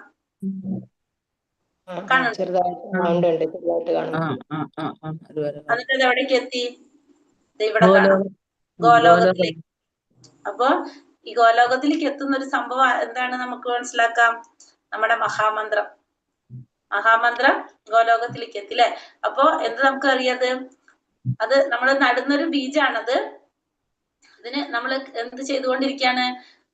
നാമജപം കൊണ്ട് വെള്ളമൊഴിച്ചുകൊണ്ടിരിക്കുമ്പോ അത് ആധ്യാത്മിക ലോകത്തിലേക്ക് എത്തി. വൈകുണ്ഠ ലോകത്തും കഴിഞ്ഞു. എവിടേക്ക് എത്തും? അത് ഭഗവാന്റെ പാദത്തിലേക്ക് എത്തും. അപ്പൊ ഈ വൃക്ഷത്തില് ഈ വിധത്തില് നമ്മൾ സാധാരണ വൃക്ഷങ്ങൾ പൂക്കളും കായ്കളും ഉണ്ടാകുന്നത് പോലെ നമ്മൾ എന്ത് ചെയ്തുകൊണ്ടിരിക്കുക? ശ്രവണ കീർത്തനം ചെയ്തുകൊണ്ടിരുന്നു കഴിഞ്ഞാല് നമ്മുടെ ഭക്തിരസേവനമാകുന്ന ലതയും പൂത്ത് കായ്ച്ച് അതും എന്ത് സംഭവിക്കും? അത് ഭഗവാന്റെ പാദത്തില് പോയിട്ട് വിശ്രമിക്കും എന്നാണ് പറയുന്നത്. അപ്പൊ ഇതിനെ കുറിച്ച് വിശദമായിട്ട് ഇതിൽ പറയുന്നുണ്ട്. ചൈതന്യ ചരിതാമൃതത്തില് ഇതിനെ കുറിച്ച് വിശദമായിട്ട് പറയുന്നുണ്ട്. 2 ശ്ലോകങ്ങൾ കണ്ടിട്ട് മൂന്നാമത്തെ ശ്ലോകത്തിൽ എന്താ ഭഗവാൻ പറയുന്നത്? തേഷാം സതതയുക്താനാം ഭജതാം പ്രീതി പൂർവകം ദദാമി ബുദ്ധിയോഗം തം യേന മാമോപയാന്തിതേ. പ്രേമഭക്തിയോടെ എന്നെ സദാ ആരാധിക്കുന്നവർക്ക് എന്നെ പ്രാപിക്കാൻ ഒതുങ്ങുന്ന ബുദ്ധിവിശേഷം ഞാൻ നൽകും. അപ്പൊ ആരാണോ എന്നെ പ്രേമഭക്തിയോടെ ആരാധിക്കുന്നത് അവർക്ക് എന്നെ പ്രാപിക്കാനുള്ള ബുദ്ധിവിശേഷം ആര് നൽകും? ഞാൻ നൽകും. അപ്പൊ ഭഗവാനെ ആരാധിക്കാനുള്ള ബുദ്ധി നമുക്ക് ആര് തന്നെ നൽകുന്നത്? ഭഗവാൻ തന്നെ നൽകും. ഭഗവാനെ പ്രേമഭക്തിയോടെ ആരാധിക്കുന്നവർക്ക് ഭഗവാനെ പ്രാപിക്കാനുള്ള ബുദ്ധി ഭഗവാൻ തന്നെ നൽകും. ഇപ്പൊ നമ്മള് ഭഗവാനെ കുറിച്ച് എന്തെങ്കിലും നമുക്ക് അറിയാൻ ആഗ്രഹം ഉണ്ടെങ്കിൽ സ്വാഭാവികമായിട്ടും നമുക്ക് ഭഗവാനെ കുറിച്ച് അറിയാൻ ആഗ്രഹം ഉണ്ടെങ്കിൽ ഭഗവാൻ എന്ത് ചെയ്യും? അതിനുള്ള വഴി, അതിനുള്ള ബുദ്ധി നമുക്ക് ഭഗവാൻ തന്നെ തരും എന്നാണ് ഇവിടെ പറയുന്നത്. ഭഗവാൻ വിശ്വാസിനായ ഒരു ആധ്യാത്മിക ഗുരു ഉണ്ടായാലും ഒരു ആധ്യാത്മിക സംഘടന ഉൾപ്പെട്ടാലും ശരി, മുന്നേറാൻ ഉതകുന്ന ബുദ്ധിശക്തി ഒരാൾക്കില്ലെങ്കിൽ അയാൾക്ക് കൃഷ്ണൻ അന്തര്യാമിയായിരുന്നു ഉപദേശങ്ങൾ നൽകുന്നു. അപ്പൊ നമുക്കൊരു ഗുരുവുണ്ട്, നമുക്കൊരു ഗുരുവിനെ കിട്ടി. ആ ഗുരുവിലൂടെ നമുക്ക് ആധ്യാത്മിക ജ്ഞാനം നേടാൻ സാധിക്കും. ഒരു സംഘടനയിലൂടെ ആധ്യാത്മിക സംഘടനയിൽ ഉൾപ്പെട്ടുകൊണ്ട് നമുക്ക് എന്ത് സാധിക്കും? നേടാനായിട്ട് സാധിക്കും. പക്ഷേ അവർ പറയുന്നതില് നമുക്കത് മനസ്സിലാക്കാനുള്ള ബുദ്ധിശക്തി നമുക്ക് ഇല്ലാന്ന് വിചാരിക്കും. ഒരാൾക്ക് ഇല്ലെങ്കിൽ അയാൾക്ക് ഭഗവാൻ എന്ത് ചെയ്യും? അന്തര്യാമിയായിരുന്നു കൊണ്ട് നമ്മുടെ ഉള്ളിൽ ആരുണ്ട്? പരമാത്മാവായിട്ട് ഭഗവാൻ ഉണ്ട്. ചൈത്യഗുരുവാണ് ഭഗവാൻ. നമ്മുടെ ഉള്ളില് ഇരുന്നു കൊണ്ട് നമുക്ക് വേണ്ട ഉപദേശങ്ങൾ ആര് നൽകും? ഭഗവാൻ നൽകും. അപ്പൊ നമുക്ക് എന്ത് മനസ്സിലാക്കാം? നമുക്ക് ഭഗവാനെ കുറിച്ച് അറിയാൻ ആഗ്രഹം ഉണ്ടെങ്കിൽ നമുക്ക് അത് മനസ്സിലാക്കാനുള്ള ബുദ്ധി ആര് തന്നെയാണ് നൽകുന്നത്? ഭഗവാൻ തന്നെയാണ് നൽകുന്നത്. അല്ലാണ്ട് നമുക്ക് യാതൊരു റോളും ഇല്ല, കഴിവും ഇല്ല. അതില് നമുക്കത് മനസ്സിലാകുന്നുണ്ടെങ്കിൽ അത് ഭഗവാൻ നൽകുന്ന ബുദ്ധിയാണ് നമുക്ക്, നമ്മുടെ ആഗ്രഹത്തിനനുസരിച്ച്. അങ്ങനെ ആ ഭക്തനും അവസാനത്തിൽ പ്രയാസം കൂടാതെ ഭഗവാനിൽ എത്തിച്ചേരാൻ ഇടവരുന്നു. നിരന്തരം കൃഷ്ണാവബോധത്തോടെ ജീവിക്കുകയും പ്രേമഭക്തിയോടെ കൃഷ്ണന്റെ സേവ ചെയ്യുകയുമാണ് ആവശ്യമായ യോഗ്യത. ഭക്തൻ കൃഷ്ണന് വേണ്ടി എന്തെങ്കിലും പ്രവർത്തിക്കണം. അപ്പൊ അതിനുള്ള യോഗ്യത എന്താ പറയണത്? അപ്പൊ നമുക്ക് വേണ്ട ബുദ്ധി ഭഗവാൻ തരും. പക്ഷെ അതിനുള്ള യോഗ്യത എന്താണ് നമ്മൾ ഭഗവാന് സേവനം ചെയ്യുക, ഭഗവാന് പ്രവർത്തിക്കുക, കൃഷ്ണാവബോധത്തോടെ ജീവിക്കുക, പ്രേമഭക്തിയോടെ ഭഗവാന് സേവ ചെയ്യുക എന്നുള്ളതാണ് അതിന് വേണ്ട യോഗ്യത. അപ്പൊ നമുക്ക് അവസാനം പ്രയാസം കൂടാതെ ഭഗവാനിൽ എത്തിച്ചേരാനായിട്ട് നമുക്ക് സാധിക്കും. നമ്മൾ നിരന്തരം കൃഷ്ണഭക്തിയോട് കൂടി ജീവിക്കുക, ഭക്തിയോടുകൂടി ഭഗവാനെ സേവിക്കുക, അതാണ് അതിന് വേണ്ട യോഗ്യത. ഭക്തൻ കൃഷ്ണന് വേണ്ടി എന്തെങ്കിലും പ്രവർത്തിക്കണം, ഭക്തൻ എന്ത് ചെയ്യണം, ഭഗവാന് വേണ്ടിയിട്ട് എന്തെങ്കിലും പ്രവർത്തിക്കണം. അത് പ്രേമപൂർവ്വമാവുകയും വേണം. പ്രവർത്തിക്കുന്നത് എങ്ങനെ വേണം, പ്രേമത്തോടെ ആയിരിക്കണം അത് ചെയ്യേണ്ടത്. ആത്മസാക്ഷാത്കാരത്തിന്റെ മാർഗത്തിൽ മുന്നോട്ട് പോകാൻ തക്ക ബുദ്ധിശക്തി ഇല്ലെങ്കിലും ഭക്തിപൂർവമായ ഭഗവത് സേവനത്തിൽ നിർവ്യാജം ഏർപ്പെട്ടുകൊണ്ടിരുന്നാൽ അയാൾക്ക് പുരോഗതിക്കും ഭഗവത് സന്നിധി പോകുന്നതിനുള്ള അവസരം ഭഗവാൻ നൽകും. നമ്മൾ പ്രേമപൂർവ്വം ഭഗവാൻ ആരാധിച്ചു കൊണ്ടിരിക്കുകയാണെങ്കിൽ ആത്മസാക്ഷാത്കാരത്തിന്റെ മാർഗത്തിൽ പോകാനുള്ള ബുദ്ധിശക്തി ആൾക്ക് ഇല്ലാന്ന് വെക്കൂ, എങ്കിൽ കൂടി ഭക്തിപരമായിട്ട് ഭഗവത് സേവനം ചെയ്തുകൊണ്ടിരിക്കുകയാണെങ്കിൽ അയാൾക്ക് ഭഗവാന്റെ സന്നിധി പോകാനുള്ള അവസരം ആര് നൽകും, ഭഗവാൻ നൽകും. അപ്പൊ നമ്മുടെ ബുദ്ധിയായിട്ട് യാതൊരു ബന്ധവും ഇല്ല എന്തിന്, കൃഷ്ണാവബോധത്തിന് അല്ലെങ്കിൽ ആത്മസാക്ഷാത്കാരം നേടാൻ വേണ്ടിയിട്ട്. നമുക്ക് അതിനുള്ള ബുദ്ധി ആരാണ് നൽകുന്നത്, ഭഗവാനാണ് നൽകുന്നത് എന്ന് നമുക്ക് മനസ്സിലാക്കാം. അവിടെ ഇനി 4ാമത്തെ ശ്ലോകം എന്താ പറയണത്, തേഷാമേവാനുകമ്പാർത്ഥം അഹമജ്ഞാനജം തമഃ നാശയാമ്യാത്മഭാവസ്തു ജ്ഞാനദീപേന ഭാസ്വത.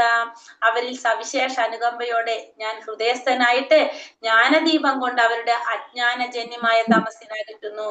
പിന്നെ ഭഗവാൻ എന്താ പറയണത്, അവരോട് ഒരു സവിശേഷമായ അനുകമ്പയോടെ ഭഗവാൻ എന്ത് ചെയ്യും, ഇവരിൽ ഹൃദയസ്ഥനായിക്കൊണ്ട് ജ്ഞാനത്തിന്റെ ദീപം കൊണ്ട് അവരുടെ ഉള്ളിലെ എന്തും കളയും, അജ്ഞാനം കൊണ്ടുണ്ടായ തമസ്, അജ്ഞാനം കൊണ്ടുള്ള ഇരുട്ടിനെ മാറ്റും. അവിടെ എന്ത് തെളിയിക്കും, ജ്ഞാനത്തിന്റെ ദീപം തെളിയിക്കും ഭഗവാൻ.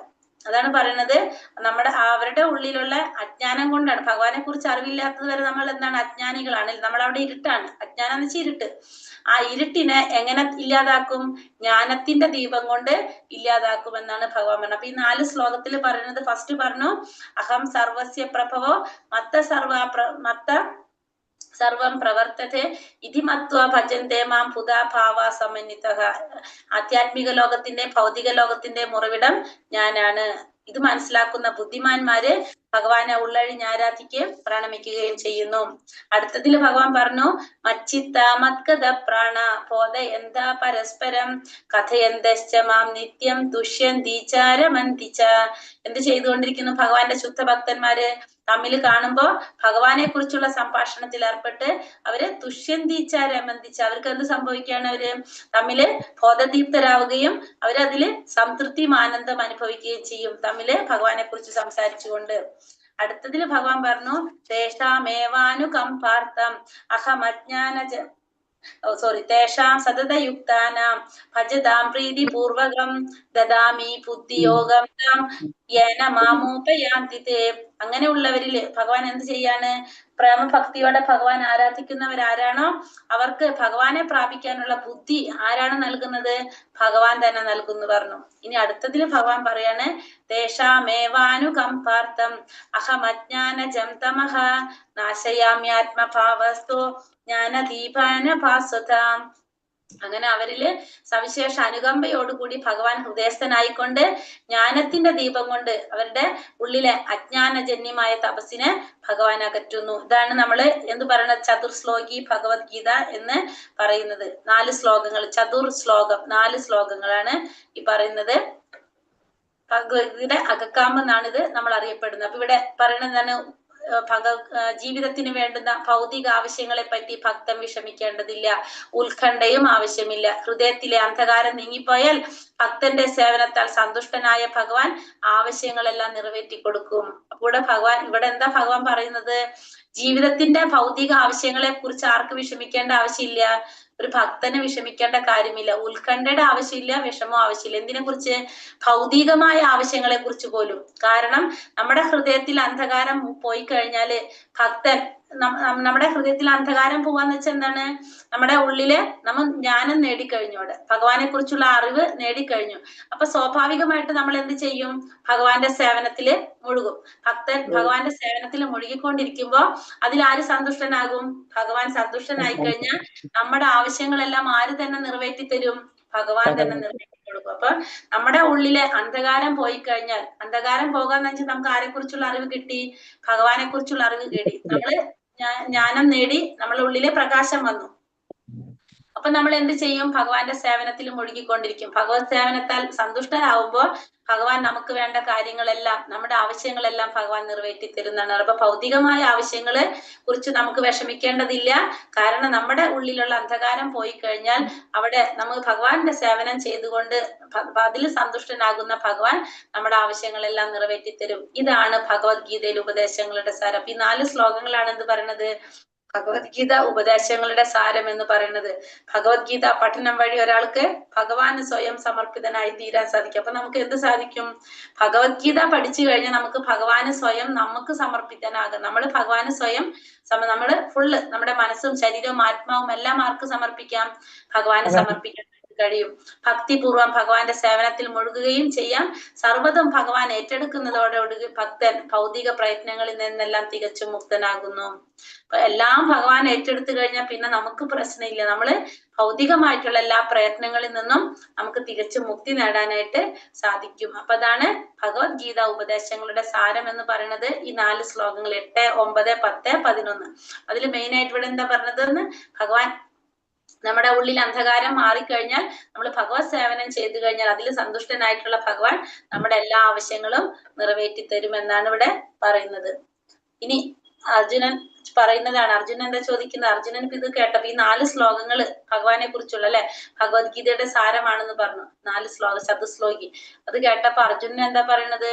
അർജുന ഉവാച പരം ബ്രഹ്മ പരം ധാമ പവിത്രം പരമം ഭവാൻ പുരുഷം ശാശ്വതം ദിവ്യം ആദിദേവാമചം വിഭും ആഹുസ്താമൃഷയാ സർവേ ദേവർഷീർനാരദസ്തഥാ അസിതോ ദേവലോ വ്യാസ സ്വയം ചൈവാ പ്രവീഷിമേ.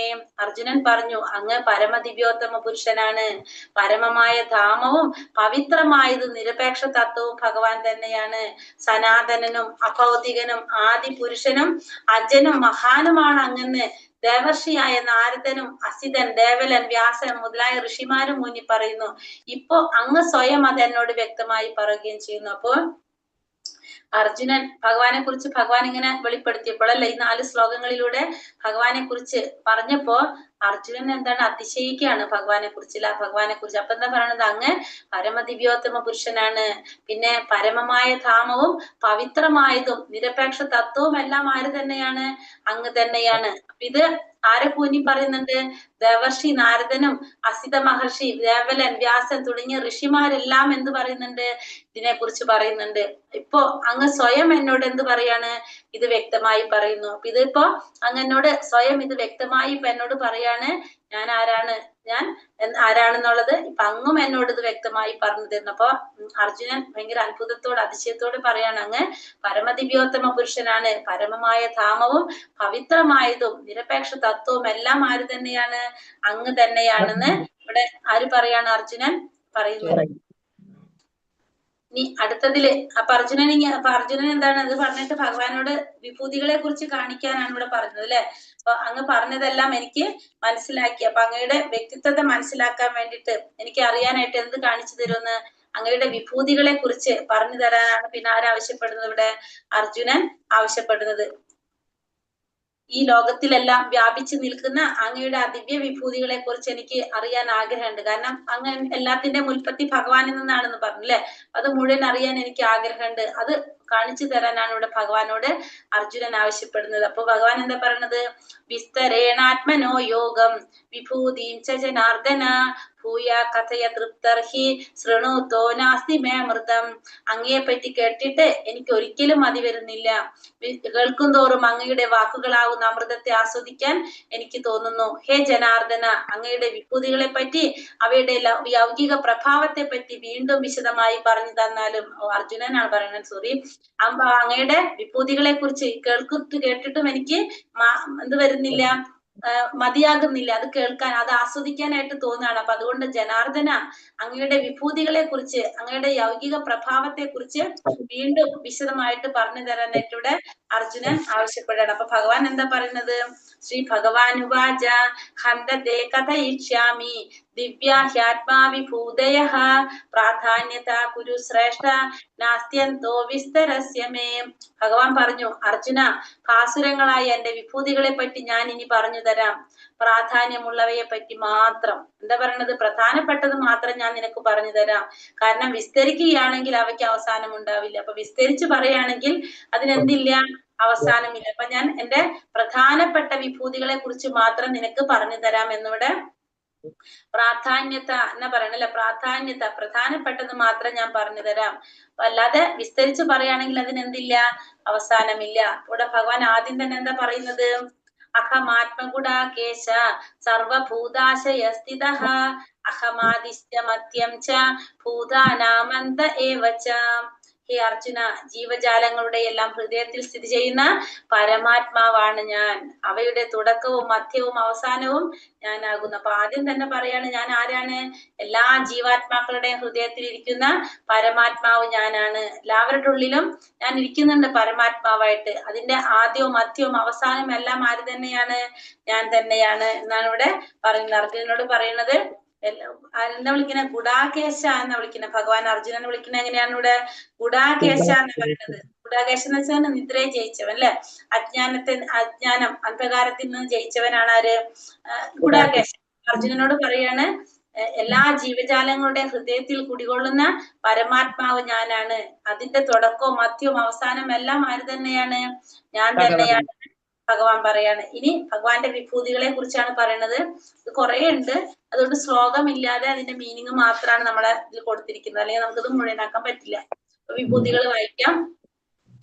ഹരേ കൃഷ്ണ. അപ്പോ 21 തൊട്ട്, ആദിത്യന്മാരുടെ കൂട്ടത്തിൽ വിഷ്ണുവും ജ്യോതിസുകളിൽ ദീപ്തിമത്തായ സൂര്യനും മരുത്തുകളിൽ മരീചിയും നക്ഷത്രങ്ങളിൽ ചന്ദ്രനുമാണ് ഞാൻ. ഇവിടെ പറയുന്നത് 12 ആദിത്യന്മാരില് വിഷ്ണു എന്ന് പറഞ്ഞൊരു ആദിത്യൻ ആരുടെ പ്രതിനിധിയാണ്, ഭഗവാന്റെ പ്രതിനിധിയാണ്. പിന്നെ ജ്യോതിസുകളില് ദീപ്തിമത്തായ സൂര്യൻ, മരുത്തുകളിൽ, മരുത്തു എന്ന് വെച്ചെന്താണ്, കാറ്റ്, അതില് മരീചി, നക്ഷത്രങ്ങളില് ചന്ദ്രൻ, അതാരാണ്, ഞാൻ തന്നെയാണ് എന്ന് ഭഗവാൻ പറയുന്നു. പിന്നെ വേദങ്ങളില് സാമവേദം, ദേവന്മാരിൽ ഇന്ദ്രൻ, ഇന്ദ്രിയങ്ങളിൽ മനസ്സ്, ജീവഗണങ്ങളിൽ ജീവചൈതന്യം, അതായത് നമ്മുടെ അവബോധം, പ്രജ്ഞ, അതാരാണ്, ഭഗവാനാണ്. അപ്പൊ വേദങ്ങളിലെ സാമവേദം ഭഗവാനെ പ്രതിനിധീകരിക്കുന്നതാണ്, ദേവന്മാരിൽ ഇന്ദ്രൻ ഭഗവാന്റെ പ്രതിനിധിയാണ്, നമ്മുടെ ഇന്ദ്രിയങ്ങളില് മനസ്സ് ഭഗവാന്റെ പ്രതിനിധിയാണ്, ജീവഗണങ്ങളില് ജീവചൈതന്യവുമാണ്, ജീവചൈതന്യം അതിന്റെ പ്രജ്ഞ, അത് അവബോധം, അതാരാണ്, ഭഗവാനാണെന്ന് ഭഗവാൻ പറയുന്നു. പിന്നെ രുദ്രന്മാരില് വെച്ച് ശിവനാണ് ഞാൻ. അപ്പൊ രുദ്രന്മാരില് ശിവൻ, 11 രുദ്രന്മാരില് ശിവൻ ആരെ പ്രതിനിധീകരിക്കുന്നതാണ്, ഭഗവാനെ പ്രതിനിധീകരിക്കുന്നതാണ്. യക്ഷരാക്ഷസരില് കുബേരനും, വസുക്കളിൽ അഗ്നിയും, പർവ്വതങ്ങളിൽ മേരുവും ഞാൻ തന്നെയാണ്. അപ്പൊ ഇവിടെ യക്ഷരാക്ഷസന്മാരില് കുബേരൻ ഭഗവാന്റെ പ്രതിനിധിയാണ്. പിന്നെ വസുക്കളില് 8 വസുക്കൾ എന്ന് പറഞ്ഞില്ല, അഷ്ടവസുക്കളില് അഗ്നി ആരെ പ്രതിനിധീകരിക്കുന്നു, ഭഗവാനെ പ്രതിനിധീകരിക്കുന്നതാണ്. പർവ്വതങ്ങളില് മേരു പർവ്വതം ഭഗവാനാണ്. പിന്നെ പുരോഹിതന്മാരില് പ്രധാനിയായ ബൃഹസ്പതി ഭഗവാന്റെ പ്രതിനിധിയാണ്. സേനാധിപന്മാരില് കാർത്തികേയൻ ഭഗവാനാണ്. ജലാശയങ്ങളിൽ സമുദ്രം ഭഗവാനാണ്. അപ്പോൾ പുരോഹിതന്മാരിൽ ആരാണ്, ബൃഹസ്പതി ഭഗവാന്റെ പ്രതിനിധിയാണ്. ബൃഹസ്പതി എന്ന് വെച്ചാൽ എന്താണ്, ആരാണ്, ഇന്ദ്രന്റെ പുരോഹിതനാണ്. ആ ബൃഹസ്പതി ഭഗവാന്റെ പ്രതിനിധിയാണ്. പിന്നെ സേനാധിപന്മാരിൽ കാർത്തികേയൻ എന്ന് പറഞ്ഞാല് മഹാദേവന്റെ പാർവതി ദേവിയുടെ മകൻ സ്കന്ദൻ ആരാണ്, ഭഗവാന്റെ പ്രതിനിധിയാണ്. പിന്നെ സമുദ്രം, ജലാശയങ്ങളിലെ സമുദ്രം ഭഗവാന്റെ പ്രതിനിധിയാണ്. പിന്നെ മഹർഷികളില് ഭൃഗു മഹർഷി, സ്പന്ദനങ്ങളില് അതായത് വാക്കുകളില് അഭൗതികമായിട്ടുള്ള, അതായത് ഓംകാരം ഭഗവാന്റെ പ്രതിനിധിയാണ്.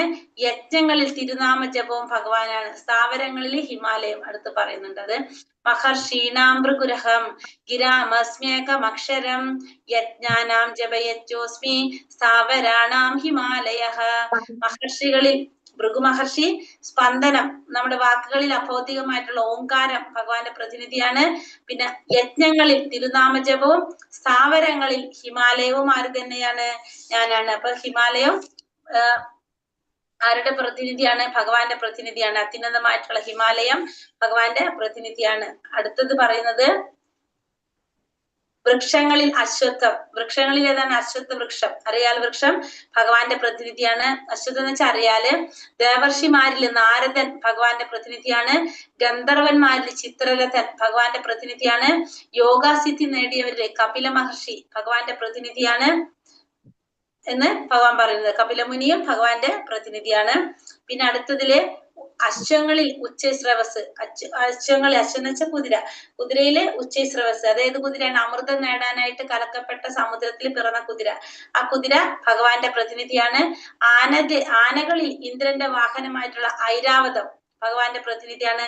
മനുഷ്യരില് ഭഗവാൻ ആരാണ്? രാജാവ് ഭഗവാന്റെ പ്രതിനിധിയാണ്.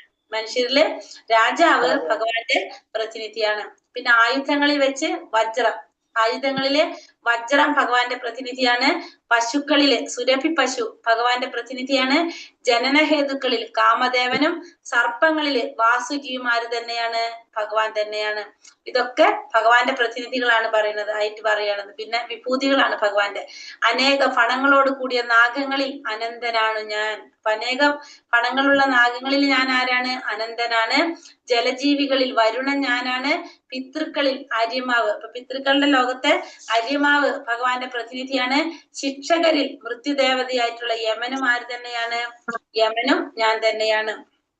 അപ്പൊ യമൻ ഭഗവാന്റെ പ്രതിനിധിയാണ്. ദൈത്യന്മാരിൽ ഞാൻ ഭക്ത പ്രഹ്ലാദനാണ്. ദൈത്യന്മാരില് ഭഗവാൻ ആരാണ്? പ്രഹ്ലാദൻ ഭഗവാന്റെ പ്രതിനിധിയാണ്. കീഴ്പ്പെടുത്തുന്നവയിൽ കാലം ഞാനാണ്. വന്യമൃഗങ്ങളിൽ സിംഹം എന്റെ പ്രതിനിധിയാണ്. പക്ഷികളിൽ ഗരുഡൻ ഞാനാണ്. അപ്പൊ പക്ഷികളിൽ ഗരുഡനും വന്യമൃഗങ്ങളിലെ സിംഹം, കീഴ്പ്പെടുത്തുന്നതിൽ കാലം. പിന്നെ ദൈത്യന്മാരിൽ അസുരന്മാരിൽ ആരാണ്? ഭക്ത പ്രഹ്ലാദൻ ഭഗവാനാണ്.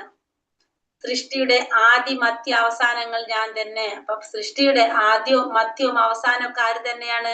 ഭഗവാൻ തന്നെയാണ്. അർജുന, ശാസ്ത്രങ്ങളിൽ അധ്യാത്മശാസ്ത്രവും തർക്കശാസ്ത്രങ്ങളിൽ നിർണയ സത്യവും ആര് തന്നെയാണ്?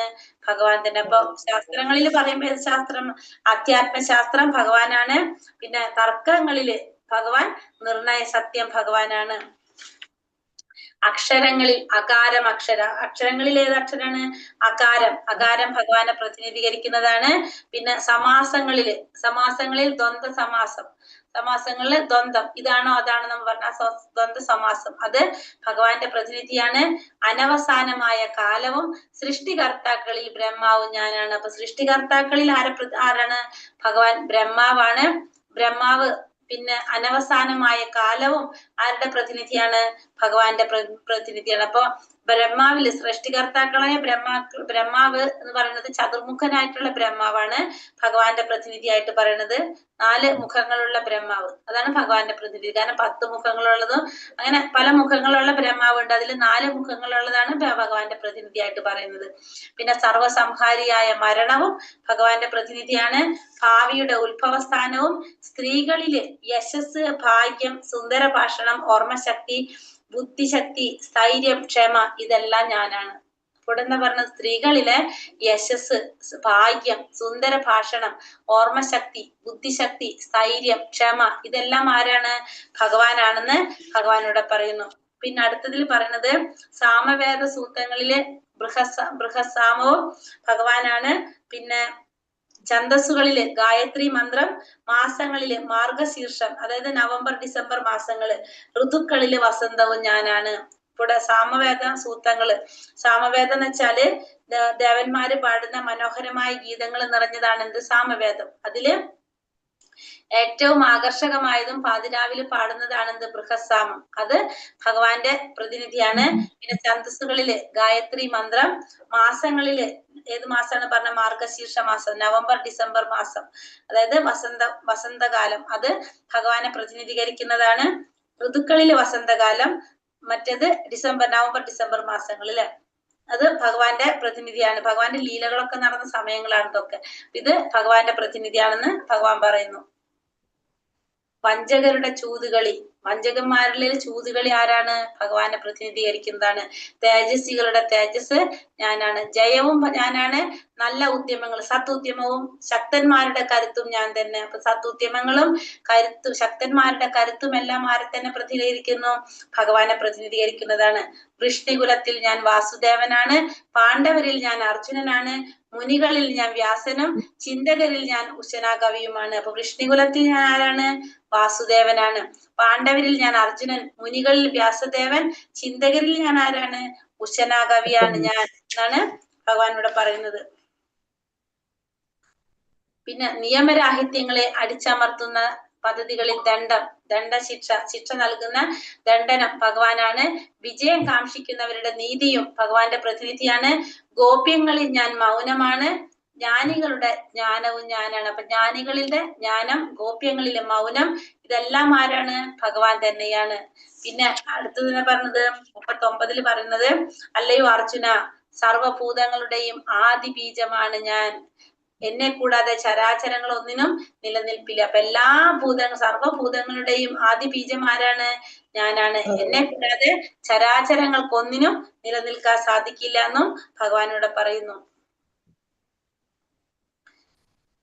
ഇനി അടുത്ത് ഇങ്ങനെ ഭഗവാൻ പറയണത്, നാന്തോസ്തീമമദിവ്യാനാം വിഭൂതീനാം പരം തപ ഏഷാ തു തേശതാ പ്രോക്ത വിസ്തരോ മയ. ശത്രുക്കളെ ജയിക്കുന്നവനെ, എന്റെ ദിവ്യ വിഭൂതികൾക്ക് അവസാനമില്ല.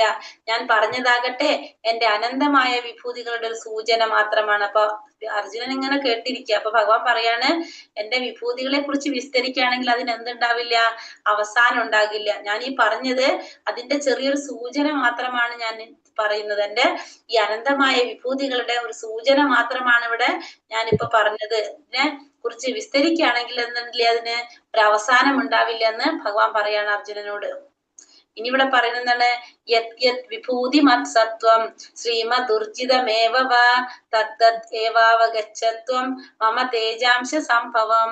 വിഭൂതിമത്വം സുന്ദരവും തേജസ്സുറ്റതുമായ ഏതൊരു സൃഷ്ടിയും എന്റെ തേജസ്സിന്റെ ഒരു കണികയിൽ നിന്ന് ഉത്ഭവിച്ചത് തന്നെ എന്ന് മനസ്സിലാക്കുക. അപ്പോ വിഭൂതിമത്തായിട്ടുള്ളതും സുന്ദരമായിട്ടുള്ളതും തേജസ്സുറ്റതുമായിട്ടുള്ള എന്തെങ്കിലും എന്തെങ്കിലും സൃഷ്ടി ഭഗവാന്റെ കണ്ടു കഴിഞ്ഞാൽ നമുക്ക് അതെന്ത് മനസ്സിലാക്കാം?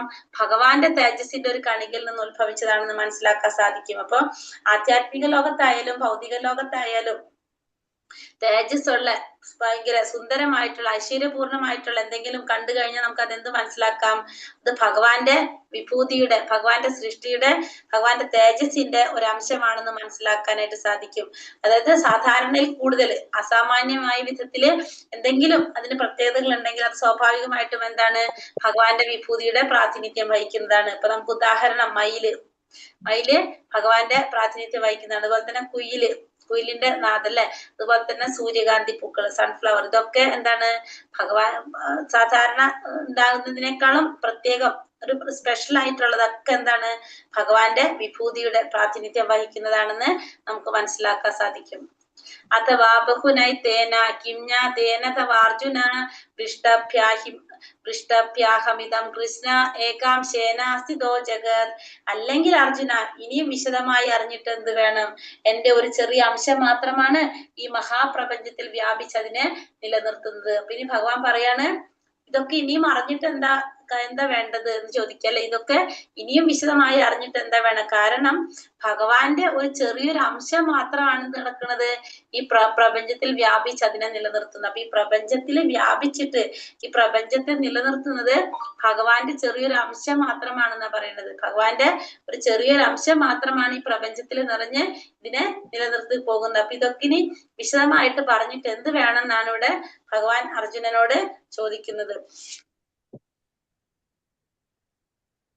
ഹരേ കൃഷ്ണ കൃഷ്ണ കൃഷ്ണ ഹരേ ഹരേ, ഹരേ രാമ രാമ രാമ ഹരേ ഹരേ. വഞ്ചാകൽപതരൂപേശ്ച കൃപാ സിന്ധോഭ്യവ ച പതിതാനാം പാവനേഭ്യോ വൈഷ്ണവേഭ്യോ നമോ നമഃ. അനന്തകോടി വൈഷ്ണവൃന്ദി की जय, श्रील प्रभुपाद की जय, श्रील गुरुदेव की जय, साई गौर प्रेमानंदे हरि हरि बोल. हरे कृष्णा. മാതാജി ഇന്ന് ലെവൽ 2ന്റെ ക്ലാസ് ആണോ? ഞാൻ ഭാഗവതം ക്ലാസ് ആണ് വെച്ചിട്ട് കയറിയതാണ്. സന്തോഷം, ഈ ക്ലാസ് കൂടി അറ്റൻഡ് ചെയ്യാൻ പറ്റി. ഇത് എപ്പോഴാന്ന് അറിയില്ലായിരുന്നു. എക്സാം ഉണ്ടോ എന്നുള്ളത് അറിയില്ല. ഹരേ കൃഷ്ണ മാതാജി, ലെവൽ 1ന്റെ ക്ലാസ്, 2 അല്ല കേട്ടോ, ലെവൽ 1. ശരി. ഹരേ കൃഷ്ണ. ക്വസ്റ്റ്യൻ ആൻസർ നോക്കാം അല്ലെ.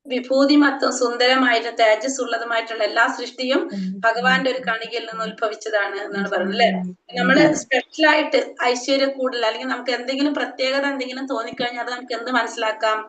ഭഗവാന്റെ ഐശ്വര്യത്തിന് ഭഗവാന്റെ വിഭൂതിയുടെ പ്രാതിനിധ്യം വഹിക്കുന്നതാണെന്ന് നമുക്ക് മനസ്സിലാക്കാം.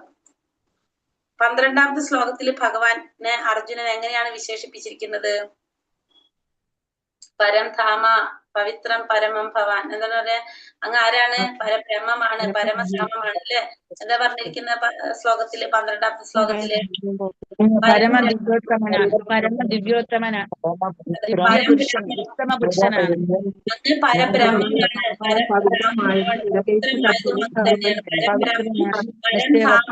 പവിത്രം പരമം ഭവാൻ എന്നാണ് പറയുന്നത്. അതില് എന്താ ഭഗവാൻ പറയുന്നത്? പരമ ദിവ്യോത്തമ പുരുഷനാണ്,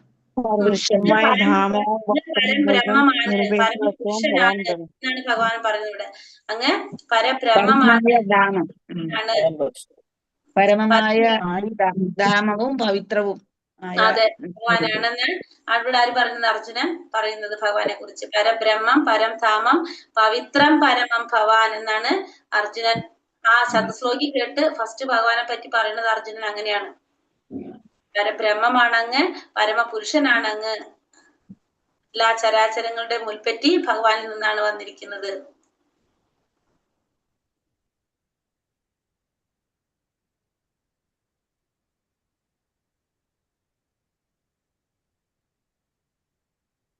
ഹരേ കൃഷ്ണ. അപ്പൊ നമ്മൾ ഇന്ന് പറഞ്ഞതിൽ എന്തെങ്കിലും സംശയം